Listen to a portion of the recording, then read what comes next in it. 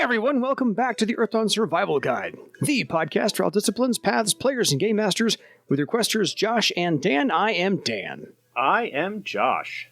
And on today's podcast, we will be discussing all things thaumaturgical, but in a spiritual sense. We're going to talk about the Shaman spells from Magic Deeper Secrets, Circles 3 and 4. So this is going to tag on to Circles 1 and 2, obviously, from the previous podcast, which I'm not going to bother to handle the number for because I don't actually know it off the top of my head. So anyway, yeah.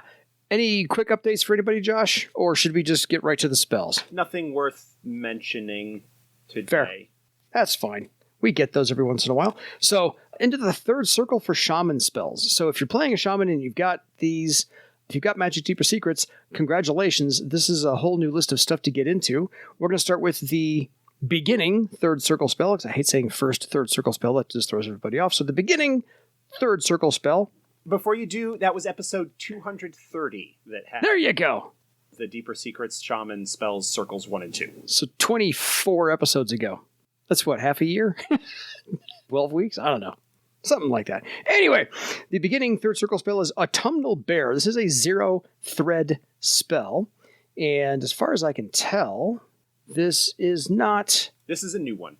This is brand new, yeah. This is brand new. This has the tags Pack and Spirit. Go back to an earlier episode where we talk about the Pack keyword on spells. It interacts with Shaman discipline ability that allows them to do stuff for their designated group. It's also Spirit, so it's summoning. Its mechanism is that it's summoning a spirit that ends up having an effect. This is not like the mantle spells or the aspect spells, the Nethermancer. Oh, yeah. Possession spells where like the summon a spirit that actually possesses the target. This is just a case where a spirit shows up and creates a magical effect. In this case, it is a large, rotund bear. It shows up, it plops itself down, gives the target +4 to wound balance tests and any other tests that would resist being moved, though that does not apply to active defenses like Avoid Blow or the like. And any distance that the target is unwillingly moved is halved, rounded down. This excludes distance forcefully moved due to gravity, so it doesn't do anything about falling. Yeah. Like the Air Blast spell, for example. It would provide bonus effects to that, or any other kind of similar effect that is trying to forcefully move you. Yeah. There's probably like a shield bash knack that like moves the target or something like that. It wouldn't surprise me if there are. But any effect along those lines that is going to be moving the target of the spell against their will in some capacity, it would have that effect. Absolutely. So this just seems like it just keeps somebody in place as much as possible, which I have no problem with. The more successful you are at casting it, the better the bonus it provides. Each success level gives an additional +2 to the wound balance bonus. Yeah. The other thing is that this is like a number of spells in this book and Shaman spells in general. It has a fixed difficulty number as the casting difficulty rather than being based on the target's mystic defense. That is something that was incorporated into later designed buff spells. Yeah. You know, spells that are intentionally going to be cast on your allies to just make it easier all around to equally affect yourself and your allies with them. Fair. I like that little design technique in there. Yeah. On to the next spell, Creeping Viper. This is actually from the second circle elementalist list. It used to be called Small Slayer, but now it's Creeping Viper. And this is a 2-thread spell, but the effect is nice. Your Shaman Circle +8 steps. So, and it's a spirit summoning. Yes. Thing. So it summons, in this case, it's actually summoning a snake spirit. I think the original elementalist spell, it wasn't a spirit, it was just like summoning a snake or some other kind of similar thing. Small Slayer actually conjured any small creature, I think about the size of like a badger or a beaver or a hedgehog. Scorpion, something along those lines. Smaller than a shield. Something like that. So this summons a little snake spirit that approaches the designated target stealthily, using the effect step as its stealthy stride equivalent.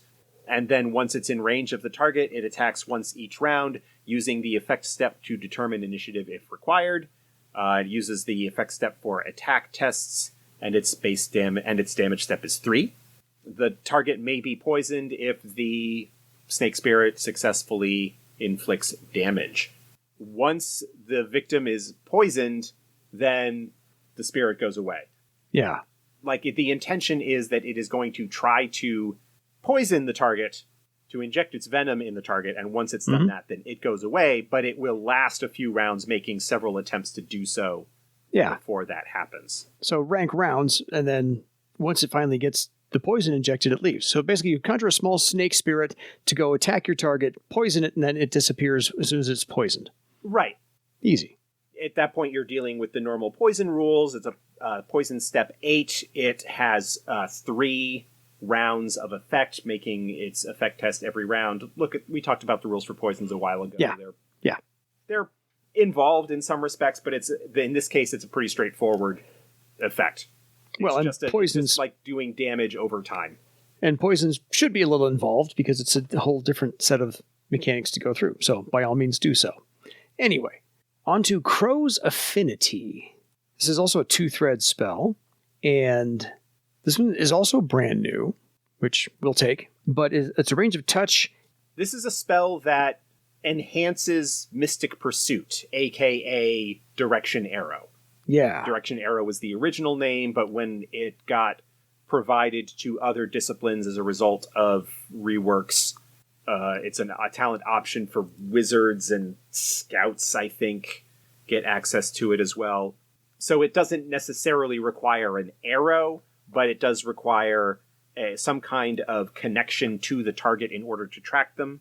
Crow's Affinity provides 2 things.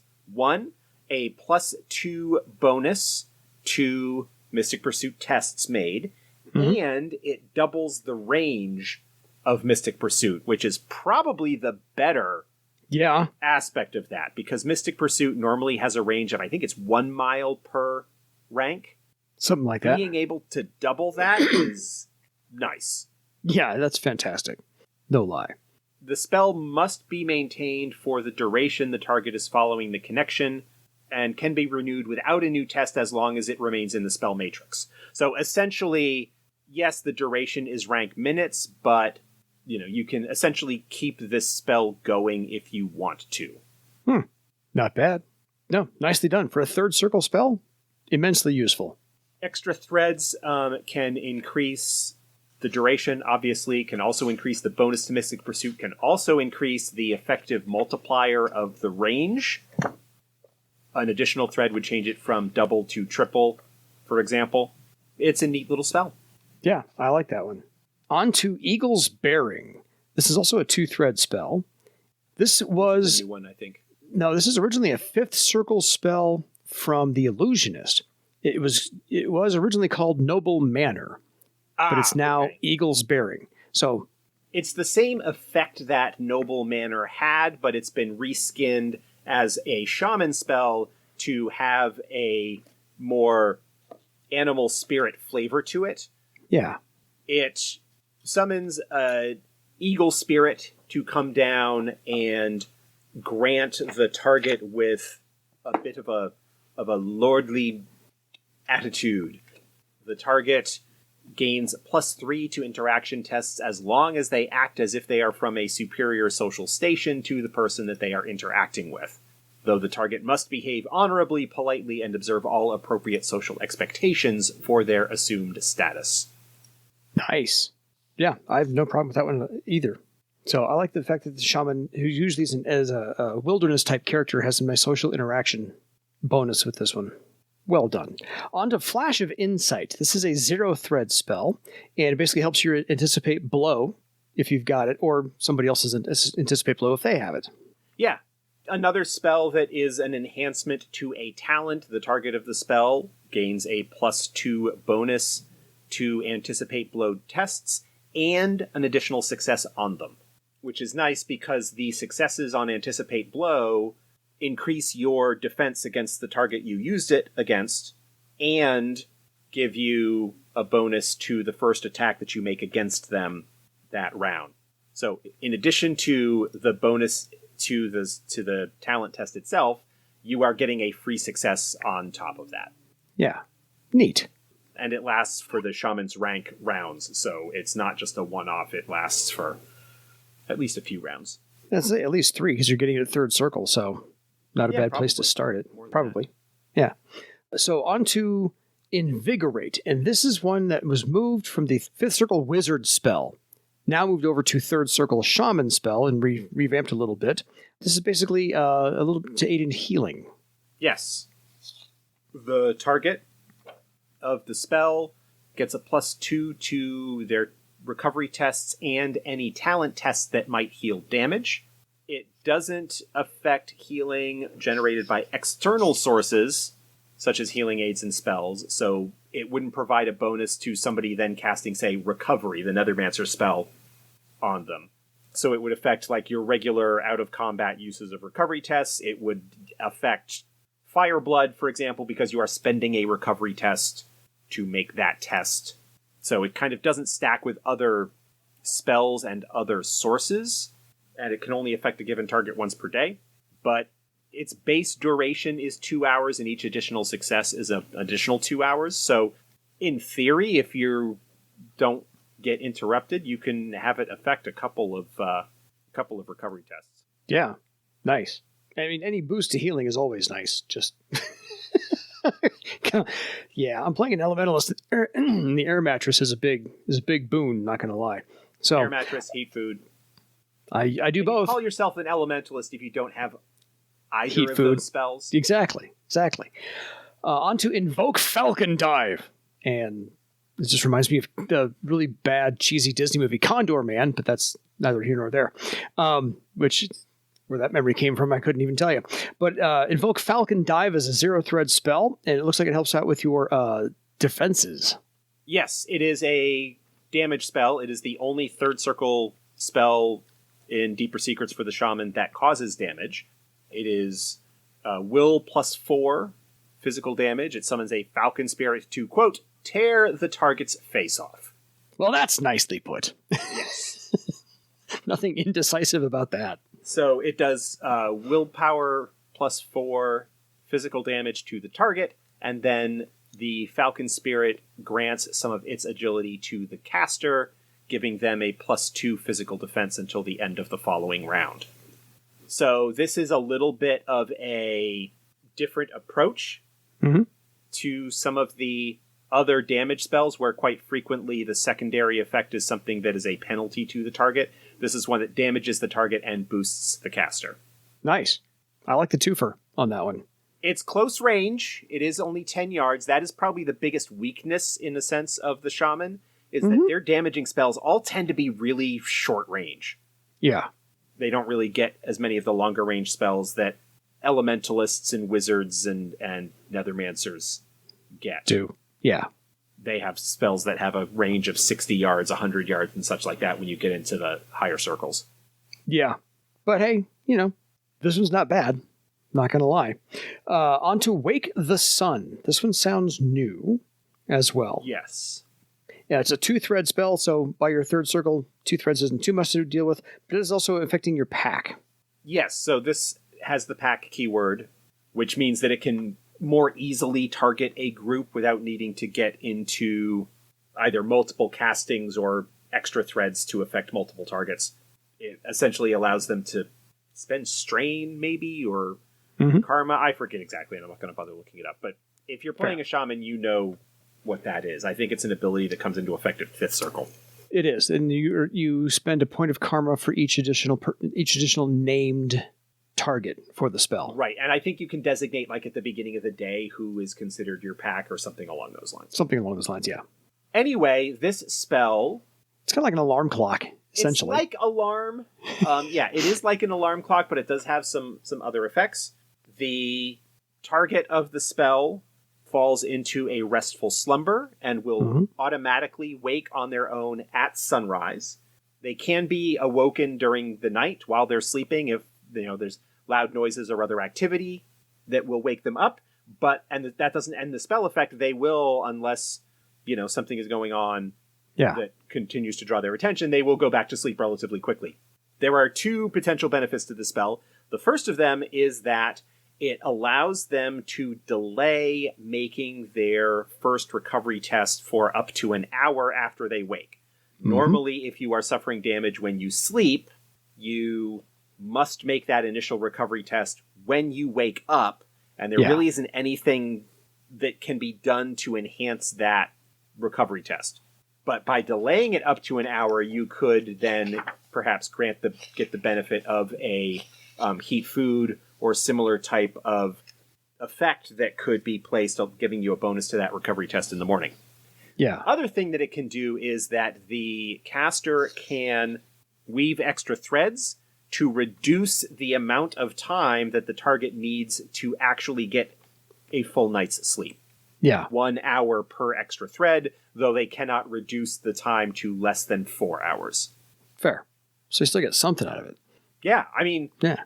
there are rules in the Game Master's Guide for exhaustion, that if people are not getting enough sleep, that can accumulate penalties eventually, and having this spell allows those penalties to be more easily averted. Fair enough. So help with forced marches or, anything along those lines. So this is all the third circle spells out of Deeper Secrets to tack on to the third circle spells out of the Mystic Paths book for your shaman. Anything here you'd like to replace with those? And I'll go down the list. I'll go down the list again real quick because it's something we haven't talked about, obviously, in a while. Like Catwalk, which is your climbing, balancing, and sneaking tests. Invoke Lion's Pride, which is glowing energy to attack a target. Mark of the Wolf, which is granting bonuses when attacking the same target. It's a binding and pack spell.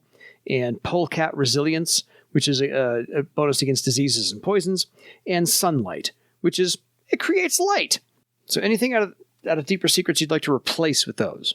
I don't know that I would say replace. When we're getting to this kind of circle of spell, it's not like the Circle 1 or even potentially Circle 2 spells where you get a bunch of free points at the beginning, and the question is, what do I want to give priority to those points in terms of the spells that I want to get? Fair. At this point, these are all spells that you're going to need to spend resources to get. Yeah. And so it's just a matter of what your priorities are. Fair. Creeping Viper is kind of neat. Flash of Insight. Like the drawback is that most of these spells are situational and largely depend on who else is in your group. Like, it doesn't make much sense to get Flash of Insight if nobody in your group has Anticipate Blow. Fair. Or really uses it to any capacity. Yes.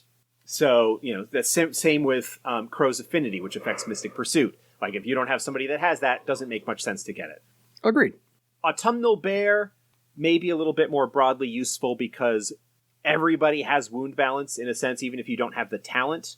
Yeah. This would give you a bonus to the strength test that you would make to avoid being knocked down.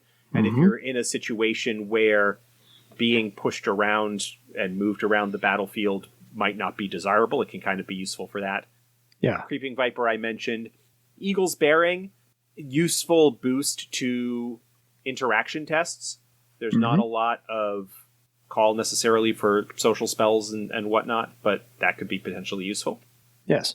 Invigorate is nice for the healing boost if you don't have somebody else in the group that's going to be helping doing the healing enhancements. Invoke Falcon Dive is a nice damage spell. It doesn't do a lot of damage, like it's kind of equivalent to other spells at that circle. But the bonus to your own physical defense can be nice. Yeah. Any bonus to your physical defense is a nice thing. Well, especially for shamans who, as I mentioned earlier, have short-range spells and are a lot more likely to be in the mix when it comes to that sort of combat. thing. Yes.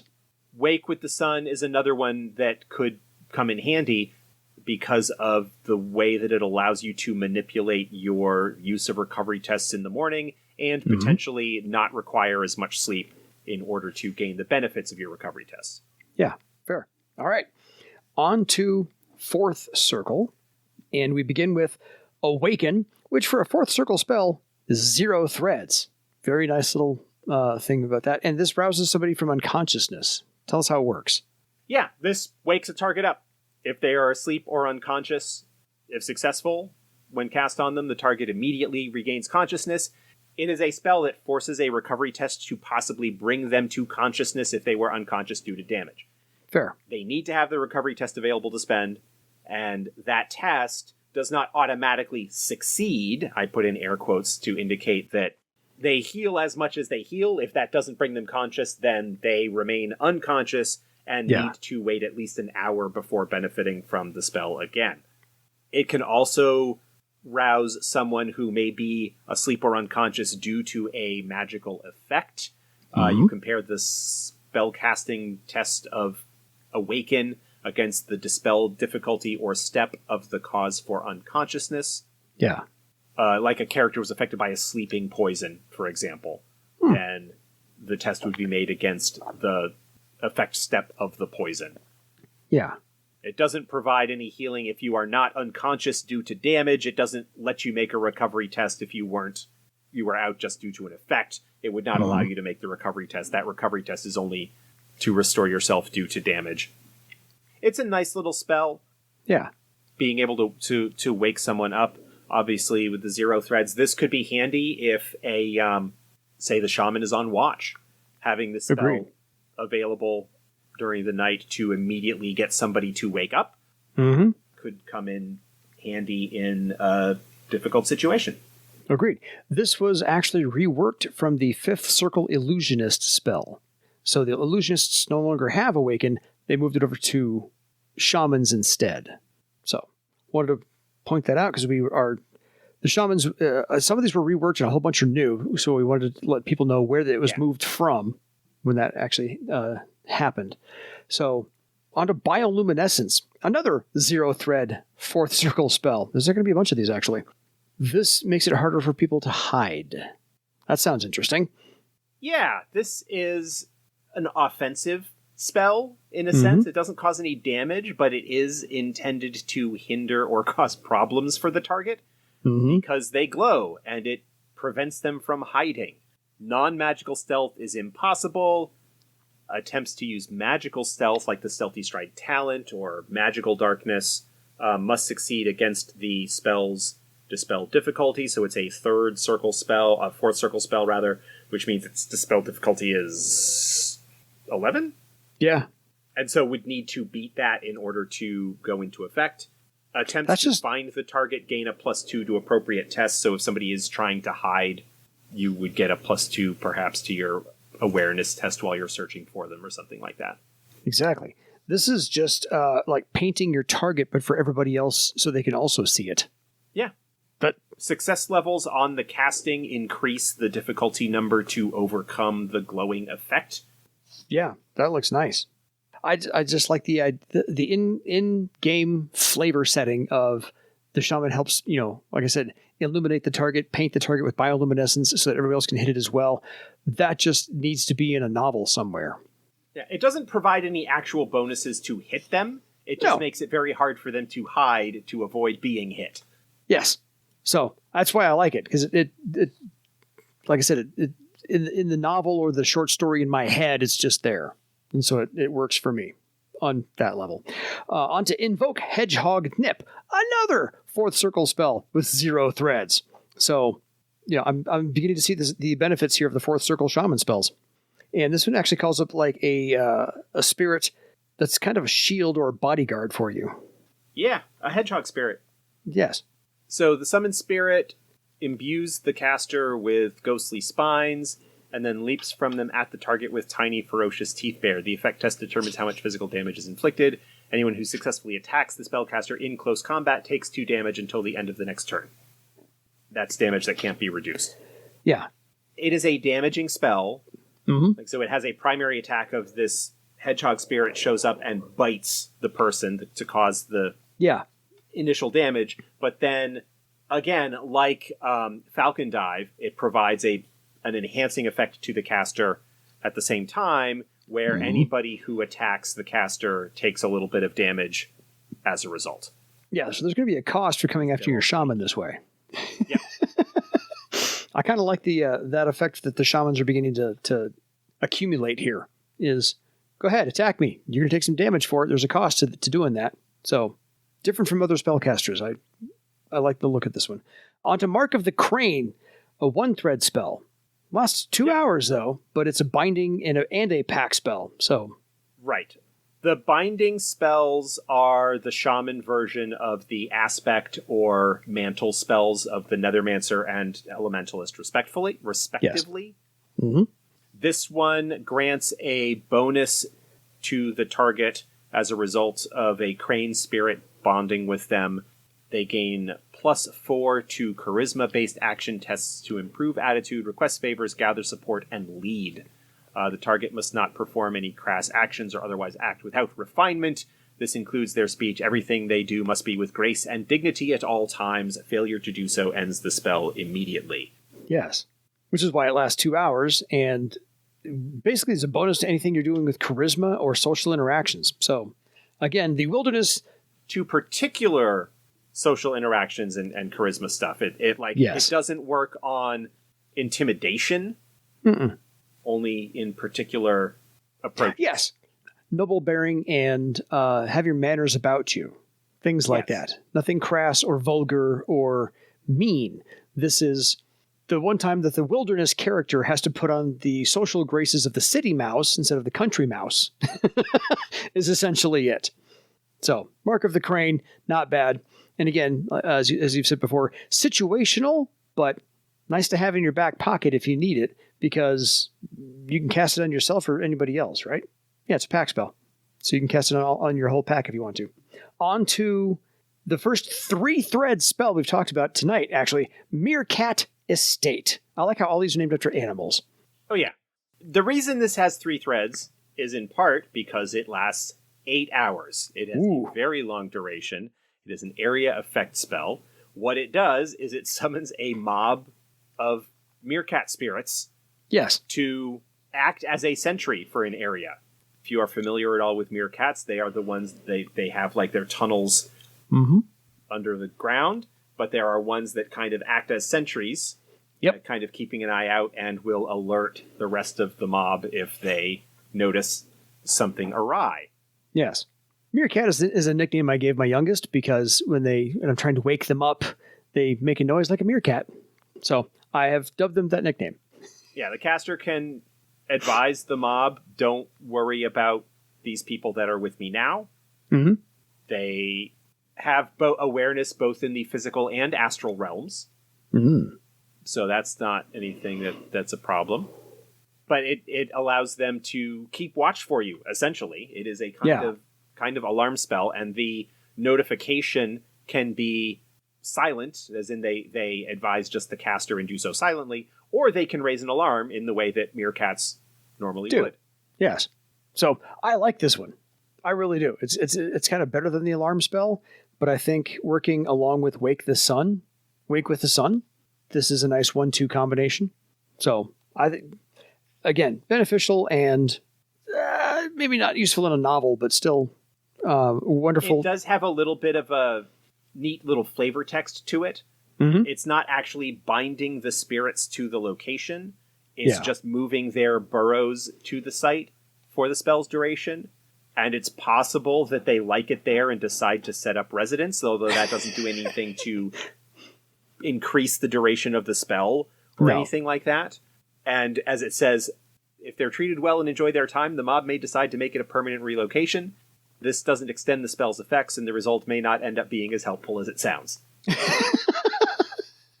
Nice. An area that is now populated by a bunch of meerkat spirits. Yes, exactly. If that's beneficial for you, great. If not, tough. It's meerkat spirits. On to Octopus Snare. And this is another 0-thread spell. So I think the shamans get away with a lot here with 0-thread spells at 4th circle. That's nice. Yeah, a lot of their spells, they're not damaging spells. They're tend to be like, this is an offensive spell broadly. Yes. The caster is the target of it, but it allows them to basically extend spiritual octopus tentacles out to grapple targets holds them in place. The tentacles may drag grappled targets toward them. Mm-hmm. Yeah, because then if somebody's grappled, that's a whole like combat options table chart of effects for the victim. So that's always fun. The tentacles can be severed fairly easily, but that doesn't harm the caster at all, and they can immediately grow a new one. Yeah, I mean, they're magical tentacles. It doesn't harm the caster at all. So it's not actually a physical endowment to your arms or whatnot. It's just ephemeral tentacles. So yay. Otherwise, again, neat effect. Would love to see that in a graphic novel somewhere put down on paper. So that'd be fun to see. Or in a movie. I'm a visual type person, so I'm imagining all of these things as they're being cast. So the last fourth circle spell, Share Senses. 2 threads, 100-yard radius. This is a revamp, isn't it? It doesn't say so. So I thought maybe that the Elementalist might have had something like this. I know the Beastmaster has something along the same lines as Share Senses. That's but Borrow this is Sense. Yeah. Borrow That's Sense, the yeah. talent. Fair. Okay, well, I was mistaken. That's fine. I'm looking to see if there was. The spell allows a willing character to perceive what a willing target perceives. Yeah. If successful, the rider, which is the person doing the seeing, Mm-hmm. can concentrate as a standard action and perceive all the senses of the target if the target is within the area of effect, which is a 100-yard radius. Yeah. They do not perceive through their own senses if they are remote viewing. Well, yeah, of course not. I feel like the utility of this spell, like the first thing that comes to mind is you've got a thief or scout or somebody who is going to be going off ahead to check out an area, and this allows the shaman or whoever they designate to be able to go along and see what's going on and see things as well. So that they're not physically there to potentially impede on the stealthiness, but they are able to pay attention and know what's going on and perceive everything that their scout. One there goes may be other uses, but that's the first one that immediately comes to mind. No, I agree with you. One would go forward, but 2 people would get the information. I understand that completely. And it's for a number of uses, as far as one person can go somewhere, but the shaman needs the information as well. Totally. Negotiation, per se. If somebody needs to go in and just one person can negotiate, but nobody else, if you're there for reinforcements, haha. Or like you said, just walking down the hallway of an abandoned care, traps and whatnot.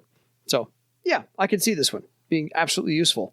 So, anything, and I know, like you said before, for third circle spells, let's run down the quick list of fourth circle spells from the Mystic Paths book. Ferret Reflex, which is +3 to initiative and physical defense, or Gills, allows you to breathe underwater, or the Invoke Shark Rend, which is a bonus against wounded opponents, and Mark of the Bear, which is a bonus to unarmed attacks, and Repel Animal, which is to create a circle to keep out animals. Anything here that would take priority over any of those, per se? Hedgehog Nip is cute. I like that one. Well, especially because it costs the attacker something, because no matter what, they're always going to take something. I also have a fondness for hedgehogs. I think they're cool. Fair. Octopus Snare seems like it could be fun. Share Senses could definitely be useful in the right circumstance. Yep. Meerkat Estate, as you were saying, could work nicely with Wake with the Sun.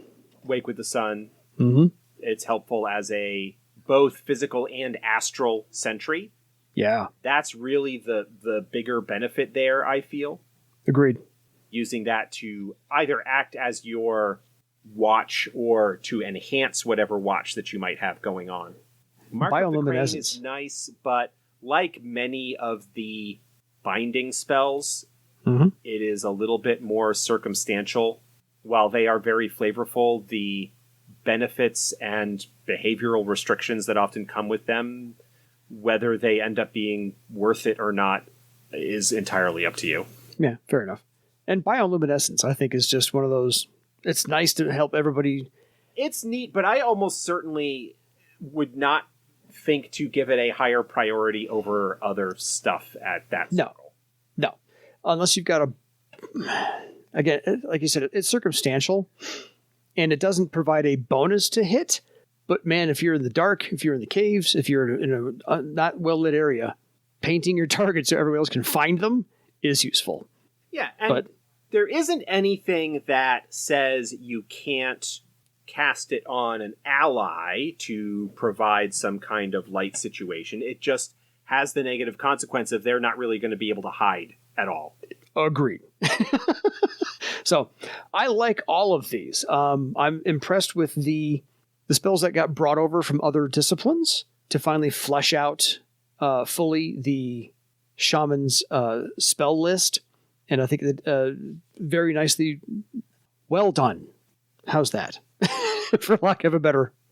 I agree. I think broadly all of the spells in Deeper Secrets show creativity and variety and good flavor, and clearly the lessons learned from designing and the few years between the release of the Player's Guide and the release of this book, the design and concepting of the spells and the way that they work tends to be a little bit better overall, I think. Yeah, I think the balance has worked out, and I still think that the fact that the fourth circle spells for Shaman, like, what is it, 4 or 5 of them, have 0 threads. So, nicely done. Any further thoughts on the Shaman while we're at it? No, I like the way Shaman ended up looking once it was reworked, once the concepting was through and introducing this new category of spirits and a whole bunch of spells. Because so many of them are original to the Shaman, they ended up having quite a bit more flavor than the default spells that are available in the Player's Guide for the other disciplines. Agreed. I like the way all of these turned out so far. Not that the others don't have flavor, but these just feel very in line with the design concept of the Shaman from a setting standpoint as well, in terms of their relationship with the beast spirits, the spirits of the natural world. Yeah. And doing a lot to, as a quote-unquote summoner class, enhancing the flavor of that by having a lot of their spells being effects brought about as a result of calling upon a spirit, rather than just an effect that does something. I think that skinning, that flavor for a lot of them, it's also something that we'll have to see if it shows up for the Elementalist and Nethermancer spells when we get into those, to see if that's something where a lot more of that kind of flavor is added in. Agreed. Because you can have, Autumnal Bear, right? The effect itself doesn't require the spirit. Like, you could have this similar kind of effect be in place for an Elementalist spell, right? Yeah. And have it's like, I think there even is a similar kind of spell for Elementalists that allows them to like anchor themselves to the earth or something. There is. To give them bonuses to avoid knockdown and being moved involuntarily and things like that. It is not an effect that necessarily can only be done by Shaman, but the description and the skinning of the way that these spells are written up and described really leans into the flavor that is intended for the discipline. Yeah, fair. So I like all these. I'm not tempted to change out the spellcaster that I've got for the Shaman, but Shaman's always in the back of my mind as something I need to investigate further one of these days. If the Discord is anything to go by, Shamans are popular up there in terms of popularity of them because of the pack effects that they can get that make it really easy to provide your entire party with beneficial spells. Yeah, nice buffs. A variety of enhancement spells to various talents and abilities. Their damage spells, while not incredibly out of balance power-wise compared to damaging spells of other disciplines at roughly equivalent circles, have just really neat imagery that goes along with them and cool secondary effects in terms of providing bonuses like to the caster's physical defense or damage to anyone who attacks the caster or just a whole bunch of stuff like that. They're just it's really, really cool. No, agreed. Well done all around on the character design, the essay, and the talent list build out, and of course now the spells. So top to bottom, nicely done for 4th edition. Don't change a thing. So until next time, folks, go conjure your Meerkat Estate for your legend. Good night, everybody.